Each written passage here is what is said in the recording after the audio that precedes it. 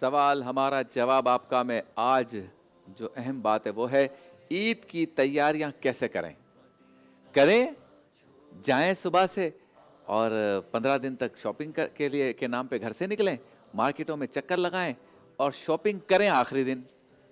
یہ ہے ہمارے یہاں ٹرین.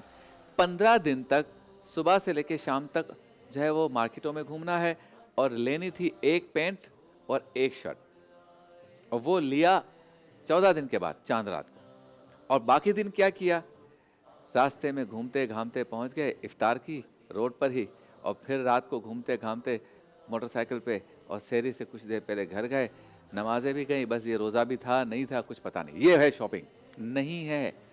ایسی عید کی تیاریاں نہیں کرنی. اور جو شادی شدہ ہیں وہ بیچارے موٹر سائیکلوں پہ بچوں کو لے کر گھومتے ہیں.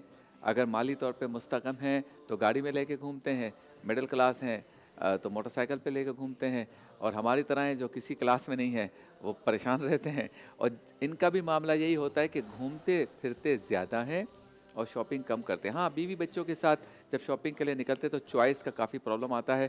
اور پھر یہ کہ آج کل چونکہ پیٹرول بہت مہنگا ہو گیا تو خواہ خواہ گھومنے سے بھی لوگ اجتناب کرتے ہیں. شاپنگ کے لیے جانے کا ہمارے دین نے کوئی منع نہیں کیا، عید کی تیاری کرنے کا اسلام میں کسی نے منع نہیں کیا. مزے کریں، شاپنگ کریں، خریدیں، بالخصوص بچوں کے لیے بھی، لیکن اپنی جیب کا خیال رکھنا ہے.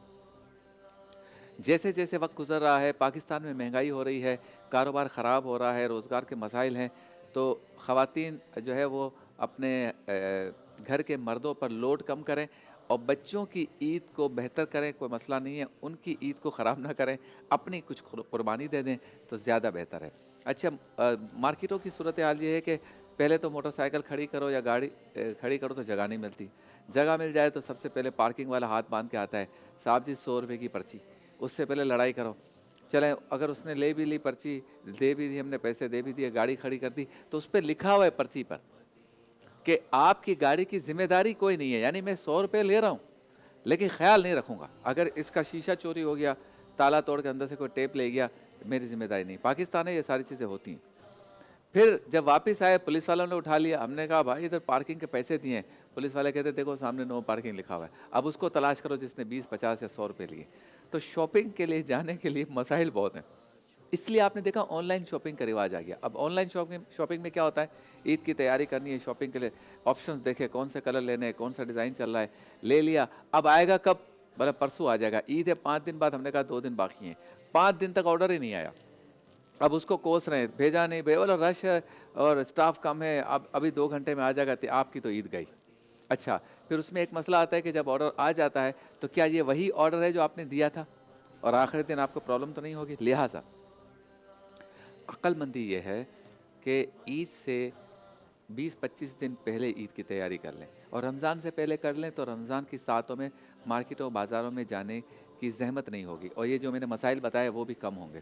لیکن چلیں اگر رمضان میں بھی ہے تو منع تو کوئی نہیں ہے، بس زیادہ مارکیٹوں میں گھومنا پھرنا، زیادہ فضول خرچی کرنا اور بالکل لیٹ کرنا چیزوں کو، اس سے دکاندار بھی ہمارے ہاں بہت زیادہ ایماندار و خدا ترس ہو گئے کہ آخری دنوں میں بہت سستا دے دیتے مال.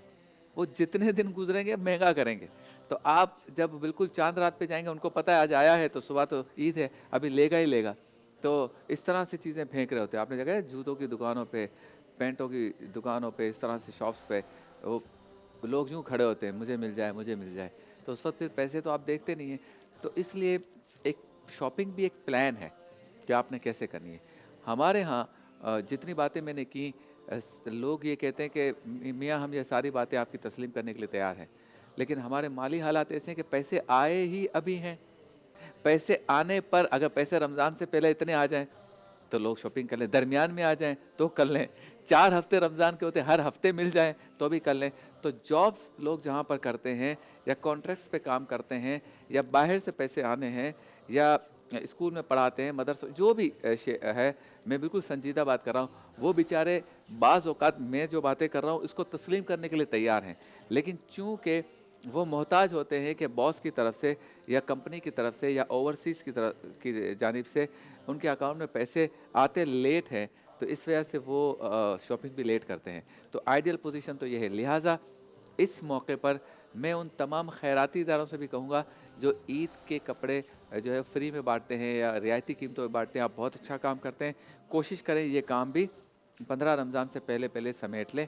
اور دوسرا، ان تمام ڈپارٹمنٹس کو یا اوورسیز جہاں سے پیسے آنے ہیں، سرکاری ادارے ہیں، غیر سرکاری ادارے ہیں، ان کے اونرز کو بھی چاہیے کہ کوشش کریں کہ عید کی تیاری کے لیے جو پیسے ہیں وہ ماہ رمضان المبارک سے پہلے دے دیں یا پھر کم سے کم درمیان میں دے دیں، تاکہ ان مشکلات کا لوگوں کو سامنا نہ کرنا پڑے جو کہ اس وقت ہے۔ دیکھیں بہت سے میں نے آؤٹ لیٹس دیکھے کہ جہاں پر 12 رمضان، 13 رمضان، 10 رمضان تک 50% آف تھا۔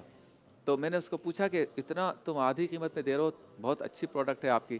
تو انہوں نے کہا کہ ہم یہ نکال رہے ہیں سارا سامان، اور 15، 17، 18 روزے کے بعد عید کا نیا سلاٹ آئے گا۔